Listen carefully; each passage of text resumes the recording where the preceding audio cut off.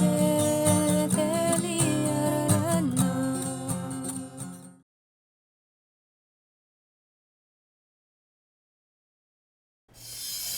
class, I am Sir Blen, science teacher of San Jose High School. I am here to help you in your first module for this fourth quarter. In this segment, we are going to talk about gases. Yes, gases. You heard it right, but not the expensive one. You have learned about matter and its states in your primary years, in which one of those is gas.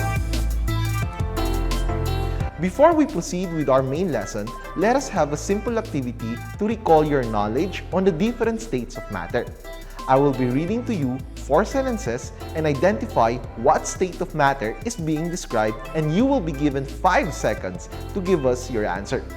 Are you ready? Then let's begin. This state of matter has a definite volume and shape.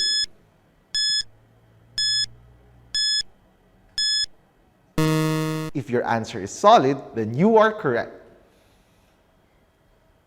It is another state of matter that has no definite shape, for it follows the shape of its container.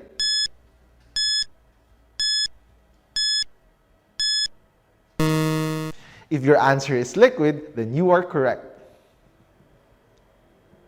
It is considered to be the least dense state of matter.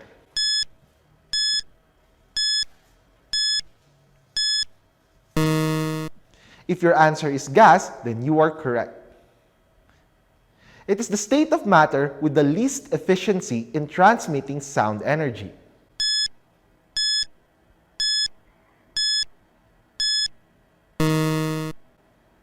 If your answer is gas, then you are correct. Were you able to identify all of those? If you did, you've just made your science teachers proud. In today's lesson, we will be focusing on the property of gas. Gas has no fixed shape or fixed volume, since the molecules that makes up a gas are not bound together. Like this. They are able to move freely, which makes it impossible to retain a shape, unless these molecules of gases are enclosed in a tightly sealed container. Gases that were sealed in a container was the way scientists were able to study some of the fundamental properties of gases. What are the fundamental properties of gases? We have volume. I would like you to remember that gas can take the shape of its container and retain its volume as long as the gas is sealed. When the gas is contained, a definite volume can be measured. So what can we use as a container? Well, anything that takes the shape of a cylinder, cube, rectangular prism, pyramid, sphere, and other solid figures and are able to trap the gas inside. One simple way of looking at volume is the space occupied by the molecules, although most of the space of a gas is empty. Some of the commonly used units in measuring volume are liter, milliliter, cubic centimeter. Another fundamental property of a gas is pressure. And no, it's not the feeling that you get when the deadlines of your module is fast approaching. Remember that gas molecules are constantly moving and consequently collides with one another or with the surrounding surface exerting force. Pressure is the collection of this force exerted by these movements per unit area. Gas pressure can also be described as the exerted force from the collection of weight from the gas molecules, which is directed downwards. Some of the commonly used units of pressure are atmosphere, torr, kilopascal, and millimeter of mercury. Another fundamental property of gas is temperature. This perhaps is the simplest among the properties, since temperature describes the hotness or coldness of objects. Aside from the hotness or coldness of the gas, there are a few implications that we can get from temperature. Take note that molecules are constantly moving, and since molecules have a mass, it follows that they have kinetic energy. Bear in mind that temperature and kinetic energy are directly proportional, in which if the temperature is hot, the molecules will have a high kinetic energy, which leads to excited molecules. While a cold temperature indicates a low kinetic energy, which means the molecules are less excited. Although temperature is also quantifiable, which is measured in degrees Celsius or degrees Fahrenheit. When dealing with contained gas, the temperature must be converted to Kelvin. This is done by adding 273.15 to the temperature that is measured in Celsius. For example, if we have a temperature of 25 degrees Celsius, we convert this to Kelvin by adding 273.15, which gives us 298.15 Kelvin. Those are just some of the fundamental properties of gases. Were you able to memorize them all? If yes, well done. If not, try to rewind. It is very important that you familiarize yourself with the fundamental properties, for this is crucial in understanding the gas laws. What are these gas laws? These are the rules that describe the interrelation of the fundamental properties of gas. First, we have Boyle's law. This gas law was proposed by Robert Boyle, an Anglo-Irish chemist. He is also known as the father of modern chemistry. He proposed that the volume of a given gas held at a constant temperature is inversely proportional to its pressure, as shown in this GIF. This implies that as the volume of a gas decreases, the pressure it exerts on the surface will increase. As the volume of the gas increases, the pressure of the gas decreases. This is possible as long as the temperature is kept constant. To better understand this, let us take a look into this analogy. Let's say we have here two classes with equal number of students and are currently doing an activity in physical education class. One section is working inside a classroom while the other is working inside a gym. The students inside the classroom have a lesser space to move, and as a result, they frequently bump with each other. On the other hand, those inside the gym has a wider space and are unlikely to hit one another. The students in the example given are compared to gas molecules, and the classroom and the gym is analogous to a small and a big container, respectively. So when the gas molecules inside the container is compressed, the space it occupies decreases, which will restrict the molecules' movements. But since the energy they contain does not change as implied from the constant temperature, they are still able to exert the same amount of force, but this time in a much smaller area, which entails an increase in the overall pressure of the gas. Next thing that we are going to do is to solve a sample problem that applies the concept of Boyle's law. So bring out your pencil and paper and try to solve this problem with me. If 22.5 liter of nitrogen at 748 millimeter of mercury are decompressed to 725 millimeter of mercury at constant temperature, what is the new volume? It says here that there is 22.5 liters of nitrogen gas, which is a measure of the volume, and 748 millimeter of mercury, which is a measure of pressure. It says here that the gas was decompressed. This tells us that the volume of the gas increased. We can then say that the 22.5 liter will be the initial volume and 748 millimeter of mercury will be our initial pressure. The 725 millimeter of mercury shows the resulting pressure after the decompression. This will then be our final pressure. Lastly, the new volume of the final volume is being asked.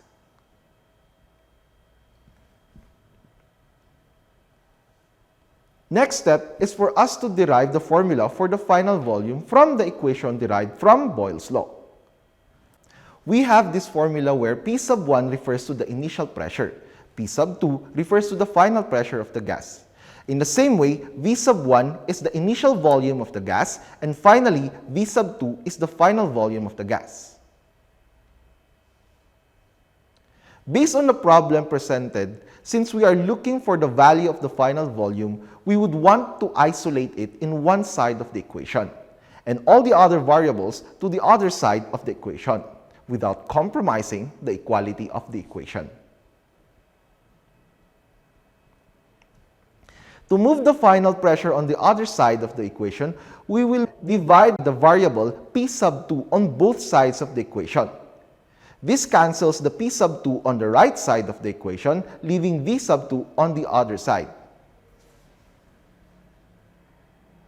We flip the equation where V sub 2 is now on the left side of the equation, while the remaining variables are now on the right side. We are not compromising the equality of the equation by doing this, as long as we keep the signs of all the variables the same, and all variables are moved in the opposing side. Thus, we have now the formula for the final volume, which is equal to the product of the initial pressure and the initial volume divided by the final pressure. Using the derived formula, we will substitute the values of those identified in the problem with their respective units. We now have the final volume, which is equal to 748 millimeters of mercury times 22.5 liters, divided by 725 millimeter of mercury.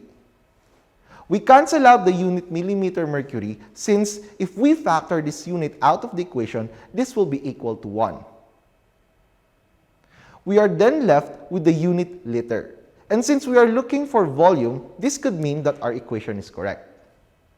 We will now perform the operations by getting the product of the first two values in the numerator, then dividing it with the denominator, which gives us 23.21 liters for our V sub 2, or the new volume of the gas contained in our decompressed container.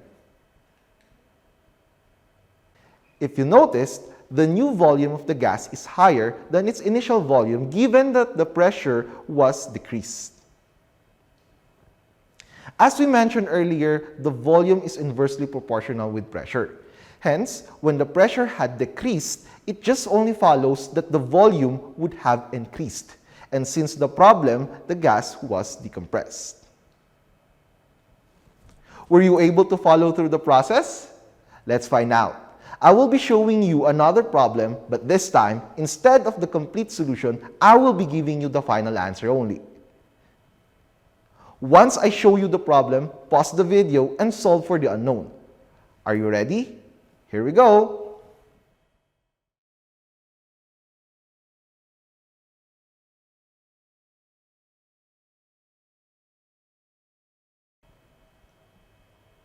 Are you done?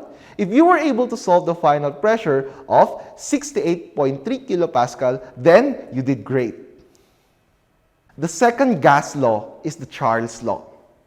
This was proposed by Jacques Alexandre César Charles.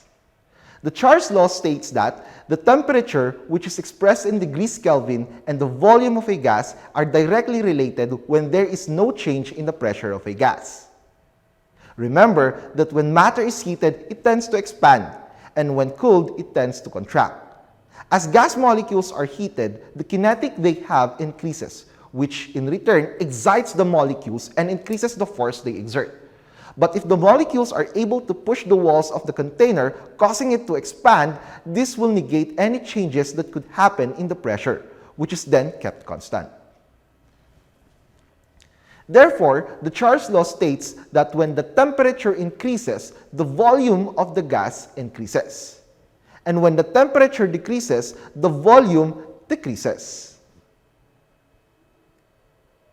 Were you able to follow through? Let's find out with another problem.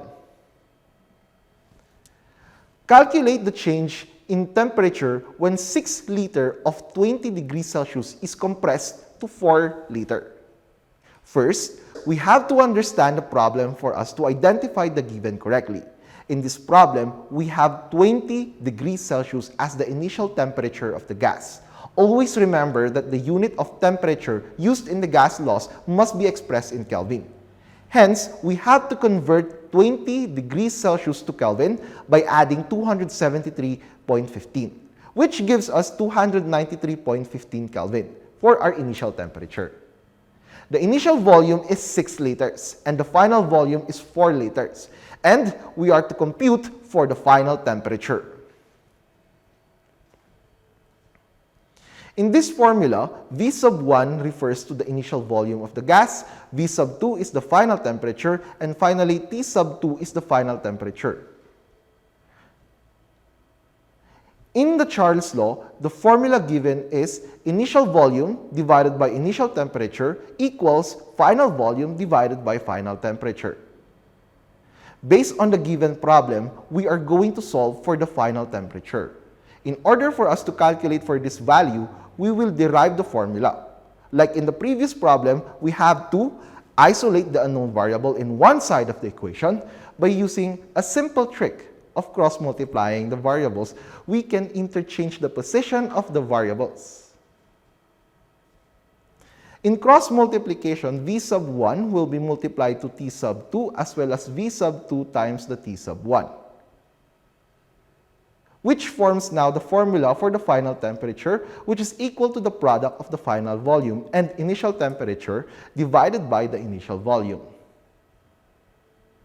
We then substitute the given with the derived formula. Final temperature, which is the unknown quantity in the problem, is equal to the final volume, which is 4 liters, multiplied with the initial temperature of 293.15 degrees Kelvin divided by the initial volume, which is 6 liters. For us to compute, we will cancel out the unit of liters, leaving Kelvin as the final unit, since we are looking for the final temperature of the gas. We will now perform the operations. We will start by getting the product of 4 and 293.15, which is 1172.6 Kelvin, dividing it with the denominator of 6, giving us the value for the final temperature, which is 195.43 Kelvin. As mentioned in Charles' law, when the temperature increases, the volume would also increase, which is evident in our computation. Were you able to follow through? Let us work on another problem. I will give this other sample problem and I would like you to solve this on your own. You can pause the video and after which I will give the final answer.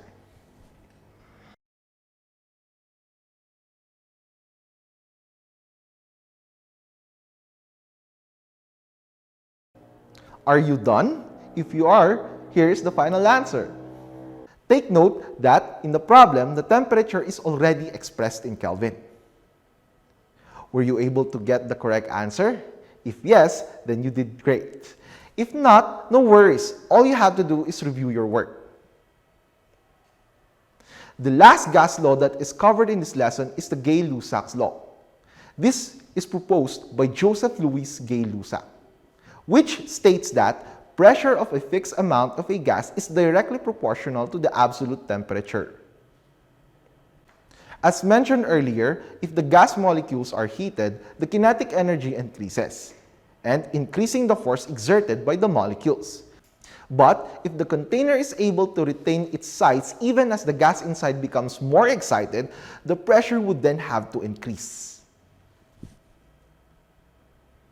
One application of this law are pressure cookers. As the gas inside is heated, the pressure exerted by the gas increases. Consequently, when the pressure increases, the temperature would continue to increase even without increasing the heat from the stove. This is how pressure cookers are able to cook food quickly. The temperature the cooker is able to reach is higher than any other pots without adding too much heat. Since temperature and pressure are directly proportional, whenever the temperature of a gas increases, the pressure exerted by the gas also increases.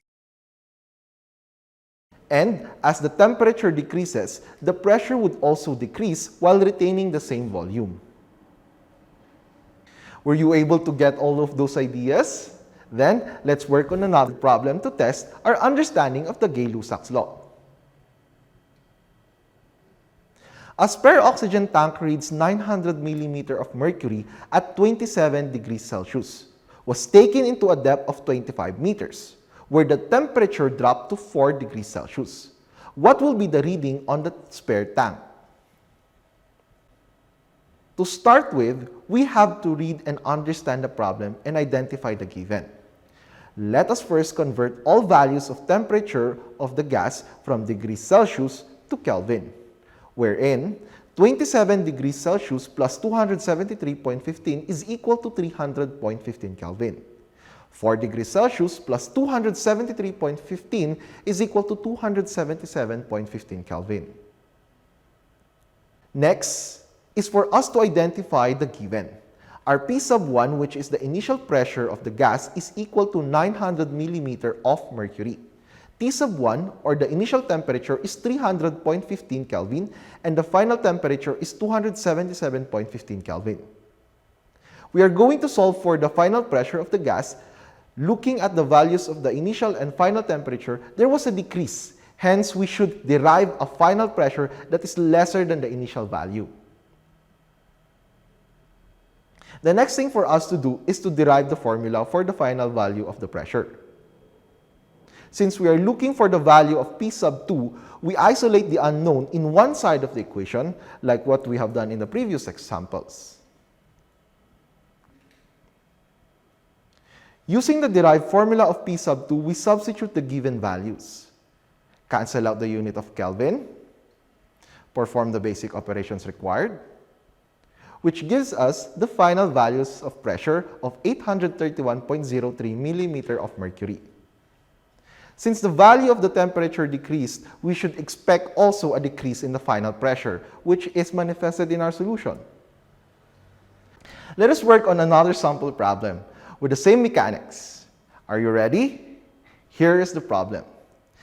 The gases in a hairspray can are at a temperature of 27 degrees Celsius and a pressure of 30 pounds per square inch. If the gases in the can reach a pressure of 90 pounds per square inch, the can will explode.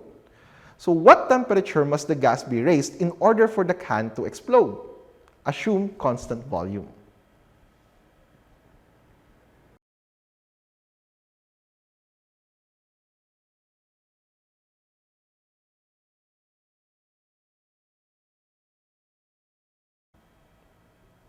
If you are done, this is the final answer. Were you able to get the correct answer? If yes, then you have done an amazing job. If not, no worries. You just have to review your work and look for that error. Before we end, let's have a short recap. Under the fundamental properties of gas are volume, pressure, and temperature. And the three gas laws we have discussed are Boyle's law, wherein the volume and pressure are inversely proportional and temperature is kept constant. Charles' law, wherein temperature and volume are directly proportional and pressure is kept constant. Gay-Lussac's law, where the temperature and pressure are directly proportional and volume is kept constant. Well, that's all the time that we have. I hope that you have learned from this lesson of ours. Until next time!